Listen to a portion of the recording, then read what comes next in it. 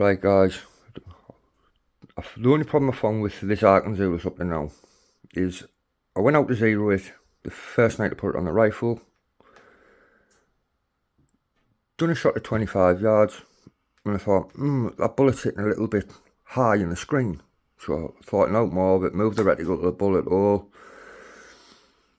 fine and well. Took it out to 100 yards, the bullet was still hitting high.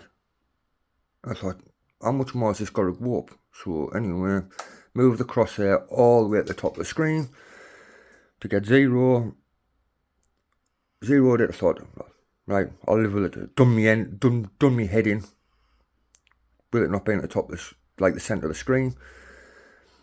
Went out to use it. I thought, you know what it is, I'll use the picture-in-picture. Saves if there's a fox sat out a bit distance, it saves us zooming in.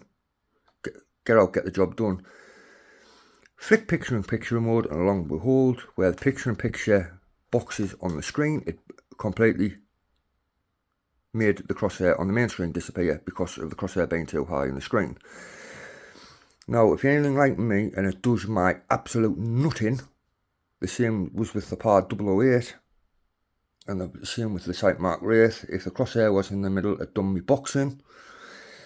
So I thought, right, I'll go home, I'll shim the scope. So obviously the scope, I've shimmed it, and then I thought, hold on, some people, if you're starting out, might not know what's going on, and people might say to them, right, go and buy an Eagle Vision mount, 100 odd quid. Yeah, all fine and well. If your windage left and right, you can't get enough adjustment, but if it's up and down, all you need is a piece of Coke can. And then what you need to do is, if the crosshair is too high in the screen, with this being a 35 MOA rail, the scope's, when you look at it, it looks like it's sitting level, but from the scope to the bore, it's actually cocked, like down over. So what you need to do is get a bit of Coke can just before the first bolt on the mount. You need to fold it on itself a couple of times. I've done 4 times. Put the Coke can in the track, drop the scope on top and tighten the bolts, and that will make the scope, instead of being like that, bring it up pretty much centre.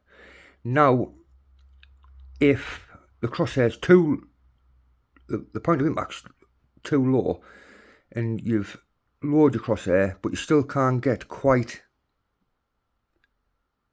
centre of the point of impact, what you need to do is shim the back, so the scope tilts down more. But I think that might not be a problem with being 35. Down low is not the problem with being a 35 MOA rail. It's more the elevation side. So anyway, I've rolled a bit tin up, folded it up on itself 4 times, cut it the width of the track, dropped it in, nipped all the bolts up. Now, a few people on Facebook and etc. says, what's the scope height on a certain, say, air rifle? What's the scope height from the centre of the scope to the centre of the bore on a so-called air rifle? Make whatever, it doesn't matter about that. If you haven't been out and tried to zero it yourself, don't set your ballistic up before you go out and zero it, because you can put all your details in, twist rate, bullet, mine's bullet weight, yours might be pellet weight, velocity, X, Y, and Z. It's all fine and well, but if you go out, use a scope, and that crosshair ends up being too high on the screen, you're going to have to shim it to bring it level, or if it's too low, you're going to have to shim the back. That is going to alter overall scope height. It might not look much, but in terms of long range, it will be. And for the ballistic calculators, you need to get the most accurate data to put into the scope to get the most accurate data out the scope. All I can say is, on this Tika T3, if you use the four screws that comes with the scope's sat just that bit too far back. Now I thought, it's 308 caliber rated. A 243 is just a 308 neck down, so I thought, I'd like to run it on the four screws, but for the sake of my neck and everything when I'm out, I thought, bollocks it, I'll just run it on the 3 screws. So obviously move the unit back on the mount, shimmed it, brought it up. But before I shimmed it, obviously I've used it as it came out the box, but I set the eye relief back. Now on them 3 bolts, that scope does not move. So this is a 243 firing 58 grain VMAX at 3,667 foot per second, and it ain't budging. It is bullet on bullet on bullet. So that just shows the quality of the mount, where you can go and buy an Eagle Vision mount, put it on, but then you got, like I say, more movement, whether it's on here, if you haven't to just windage the elevation all over, the more movement you've got between the unit and the gun,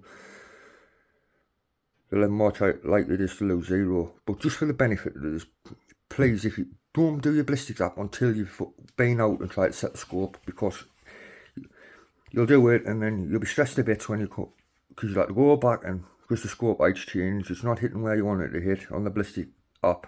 You like to re-put all the information back in.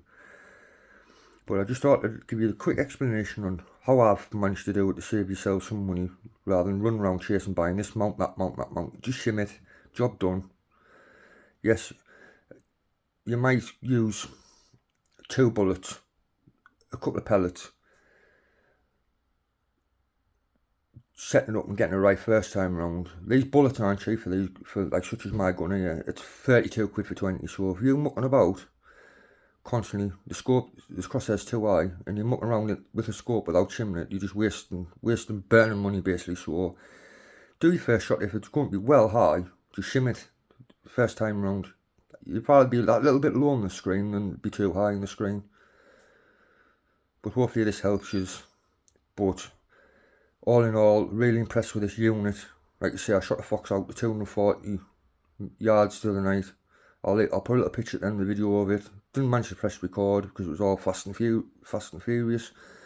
But it hit it and knocked its end in. Didn't go anywhere, dropped it stone dead. Happy tears. But for the price of the unit, it is an outstanding unit. So if some people haven't got a grand to go and buy a night vision and want something cheap and cheerful, it's cheap and cheerful, but it's mega value for money. Nice picture field of view, the IR's good, the zoom's good, it's absolutely spot on, no qualms whatsoever, bar the shimming. So hopefully this helps you, and happy shooting. I'm going out tonight, I'm going to go and zero it now, and then hopefully I'll get some video footage of shooting some foxes for you, rather than just a photo. But thanks for watching, guys. See you in the next one.